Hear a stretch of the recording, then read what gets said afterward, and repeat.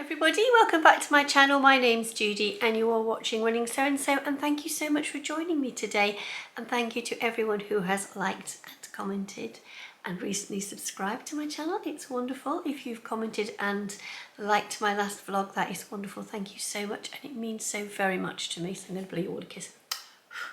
It's what I do with the children at school when they want to send love home. So today I'm back with the first of the 7 videos for the Sew 7 Together challenge, which is hitting you on the 17th of May at 7 PM in the evening. I'm going to start with what I'm wearing, and I am wearing a Skyline Tee from Sew House 7, and this is the one I mentioned in my last vlog. And as we've said several times, the wonderful thing about Sew House 7 patterns are the options you have to change them. And the Skyline Tee comes with 3 or 4 sleeve options, and one of them is actually just like a flutter sleeve over the top. This is the longer sleeves with a slight balloon heading, going down to fitting you on the arms. I've got them fitted slightly and pushed up to give that lovely ruched effect, which I really like. There were 3 necklines. One is quite low, one is a V-neck, and I like this slightly higher neck. I think with my age, I think a higher neck is probably better for me. Also length, you can do it. Ooh, let me just tip you down a little bit. Ooh, tip you down. You can have it cut off here at the waist, or you could have the slightly longer version. And I made this in a lovely, I think it's more of, it's a very, very stretchy, it's a 4-way stretch jersey. I think it's a cotton jersey with some polyester in it. I'm not quite certain of the exact blend, but I got it in Joann's last summer. In this video, I thought it'd be lovely to look at one of the 2 patterns that we're featuring in our Sew 7 Together challenge. And the pattern I've chosen today to look at is the free range slacks, or should I say, the free range slacks, which are the most delightful pair of easy to wear trousers. But as I've just said, with a Sew House 7 pattern, you get extra features. Now, these are the ones I made last year. Can you see them? I'm going to go back a little bit. And I used a lovely linen that I bought, I believe, from First for Fabrics, because I needed it to arrive quickly, because I was trying to get things made in a very short period of time. Now, these trousers have got an elasticated waist, and I have heard people say that there's quite a bit of bulk at the top. Now, I didn't find them bulky last year. I'm going to put a picture in here of me wearing them. Now, these pictures were taken, there's a couple there I'm going to put in the Sew House 7 studios when I went with Lorianne and Jane from Sew Like Jane, who's an ex-Brit living over in Portland, and the lovely Becky Jo, who does some work for Peggy at Sew House 7. And we played around in the photo studio, and I'm wearing them, and I think I can't wear them now. They would be too big for me, but I could take them down, I could take them in, but I'm not going to. They have a lovely feature side pocket here. Can you see the side pocket? I'm going to look at the side to see what you're seeing. Yes, you can see the lovely feature side pocket. And sorry for the edit there, I've still got this awful tickly cough, but can you see down the side? I'm not very good at this, but here we have a lovely pocket with a bit of top stitching, and on the inside of the pocket there is a very narrow facing which you overlock. Now, for overlocking this, I have simply used a machine zigzag, and then on the sides here I have used a faux flat fell seam. Now, a flat fell seam is a seam where you've got your stitching line and next to it you've got a line of top stitching. Now, this is a faux flat fell seam, and I'm hoping you can see it in there. I got a really good thread colour match with this. Here you can see the little bit of machine stitching, and on the other side I simply used it to hold the seam down. I used the narrow leg trousers and with a lovely deep hem, and I turned them up. Now, the only problem with turning these up was the seam was raw on the inside. Let's put those to one side. Now, tonight I thought it would be wonderful to look at the flat fell seam in closer detail. Let's look at how we're going to put the side panel to the front panel and the back panel. Peggy starts with a very simple seam. Right sides together. You can then iron the seam flat, neaten both sides. You've got your seam. right sides together, sew down, neaten, press into the side panel, and then do your top stitching line down, which is the first option that Peggy suggests, which is when you end up with this one here. This is, excuse me, item 3C. Your inseam version is your neatened one. Now the other one that she suggests is the flat fell seam, the true flat fell seam, which gives an extremely lovely smooth finish, and it will give on the inside of your trousers that lovely flush finish if you want to roll your trousers back. And that's what I'm going to talk to you today.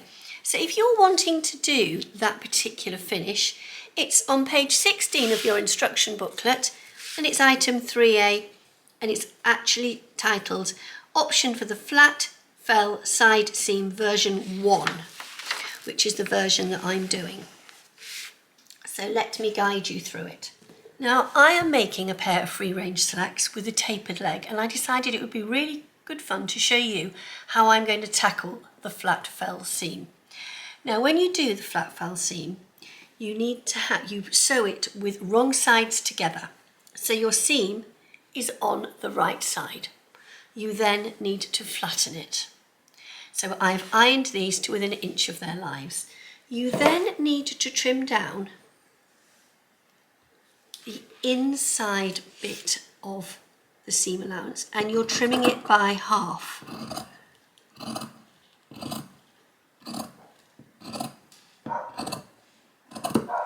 Can you see? And now I will need to do it on this one here. Please excuse Maggie.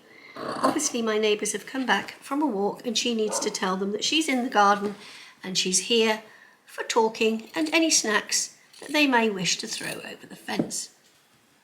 You need to iron it. It's not easy because I would normally do this one from the other side, but if you got the idea there, I'm trimming back. So both of those are then trimmed. So once you've trimmed, you then need to iron your seam flat, facing the middle. I have my iron here. I have just lifted the work onto an ironing board. Please excuse my sewing machine, which has decided to come alive. Once you've ironed it flat like so, you are then going to turn it over very carefully so that you are encasing this little bit of trimmed seam.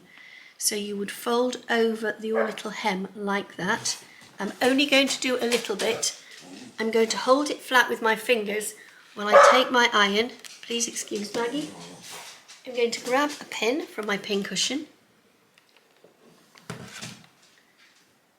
It is on. And I'm going to pin it in place. Like so. I'll do another bit down here, just put another pin in. I'm not going to sit here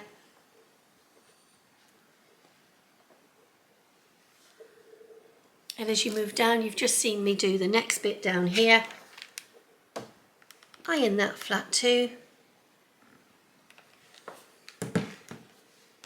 And your pin in. You will realise that you're actually making a very even hemline as you are ironing and going.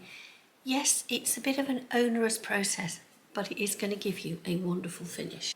So here we have one, as if by magic, it's a bit Blue Peter-ish tonight, the one I've done earlier.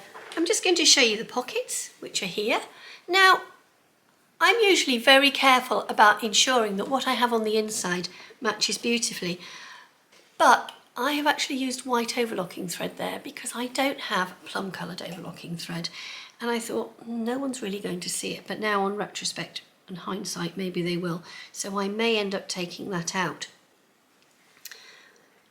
When you sew the pockets down, you can see the top stitching just here. So I'm just going to lift it up. I've got a really good thread match again, but where my fingers are and where the top stitching is just here, can you see? Now I needed to get a line. So I drew a line using a straight edge and one of those lovely clover chalk wheels. Let me show you what I used. A straight edge quilting square and a clover chalk. Well, Prim do these, Clover do these. I think Hemline do these as well. They've got chalk in them. They're fantastic for making a mark on a garment that you might need. And I then put the edge of my sewing machine foot along that, and then again to get me my direct lines. And on the back, again, I have used white overlocking thread, and that's not going to be seen. Now, I have prepared these completely for you. Can you see? I was going to finish ironing this one flat for you, and then I've just done it on the other one on the other side. But one thing it does say is that when you get to this point here, where you've got the pocket, and this is why I've left this, it suggests in the instructions that you take out the stitching that you put in to keep the pocket in alignment. So that is what I am now doing. I'm taking out, it's a secure stitching, a stitching that you put in to ensure that the pockets don't move.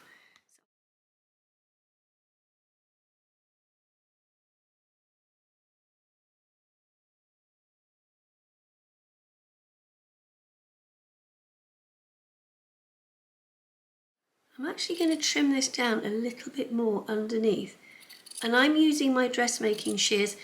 You need to use the scissors that are most comfortable for you to use when you're trimming seams.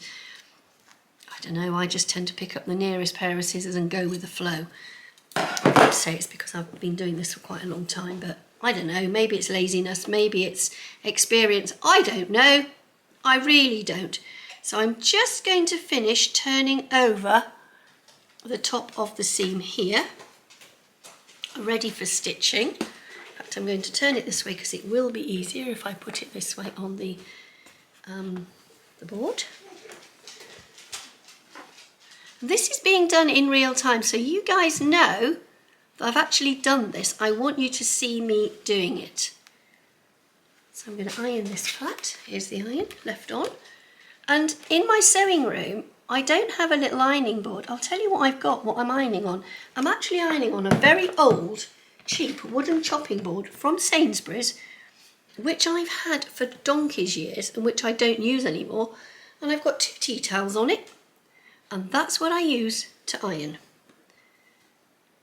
And it's a really good surface for ironing quilting things, believe it or not. Now this little bit of the flat fell seam here is over a bit too much, so what I'm going to do here, can you see here, what I'm going to do at this bit is, and I've done it and I'm not happy, so I'm actually going to flatten that bit out again with the iron, flatten it out, pull it straight, and oh, I've got a little thread there that needs to come off, and reposition. Now this beautiful fabric was given to me by Lorianne, and she made a Sorvy dress in this for the first time that I met Peggy back in 2022. And we both met Peggy wearing Sorvy dresses, and Jane, who is So Like Jane, who I've just mentioned, she wore a Remy Raglan that she'd made. And we all turned up and Peggy went, "You're all wearing Sew House 7. And I sort of said, "Yes, we are, in honour of you." So there we go. And as I move up here, you can see that I've now taken out those securing stitches just here, and the flat fell seam will run up. So if you're looking at the instructions and you're thinking, what does Peggy mean by taking out those stitches? Those are the stitches she was talking about. So it is good to either stand at a big ironing board to do this, or to sit down on a very close ironing board where you can keep an eye on what you're doing. It is a bit time consuming, but you will have the most splendid finish to your garment, a really professional finish. Now that is really over. Now I have got my seam all prepped up there, and I'm now going to move over to the sewing machine. Now I know I'm out of shot here, but I am going to use my edge stitching foot, which is just here, and I'm going to pop it on the machine and show you how I line it up. So I have a machine with one of the integrated differential feeds. So I'm going to sit the machine down and kind of drop down the differential feed. I'm going to set my top stitching length for stitching, which for me is 4. and drop. I'm also going to move my foot position over by 1. Now the reason for that is I need it to hit the edge of the fold of the fabric exactly. I need it to hit this fold here. So off I go.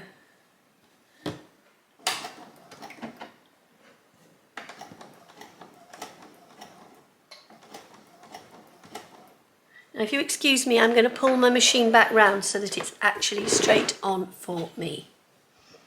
I do have my pins in backwards, but so be it. I'm not going to worry about that at the moment, and excuse my hands going all over the place because I have got the thread caught, and I will be able to get that thread out very shortly.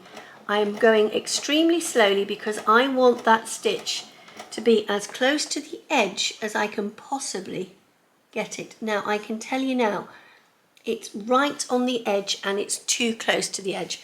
So I'm going to lift up my foot, my needle, sorry. I'm going to move my stitch over by 1 and I'm going to carry on again. So I've actually moved my stitch over by 2. This is a toile garment and I will be rolling up the bottom, which is why I've not undone it and kept go. Which is why I have not undone the garment and I have chosen to keep going. Now, I am going to stop and I'm going to come back to you. So here I am, about 3 or 4 minutes later. I haven't undone anything, I've kept going. The machine is taking it beautifully. The reason I stopped you is I'm running out of recording space on my disc. And so I'm looking at it a bit panickingly. So here we go, coming to the end. And the reason I chose to do this side of the flat fell seam was I wanted to tackle the side with the pocket for you. And here we have a beautiful, beautiful. Oh, I think we might need the light on it. I'm trying to show you the flat fell seam. Can you see here? I've got the flat fell seam looking beautiful. I just want to pull it down over the pocket to show you it over the pocket here. So there it runs over the pocket. Now, whew, I'm really pleased with that. I just want to show you once more what my edge stitching foot looks like. I've shown it on the vlog before. It's the foot with a little guide on it at the front. They've all got them. All machine makes do one of these.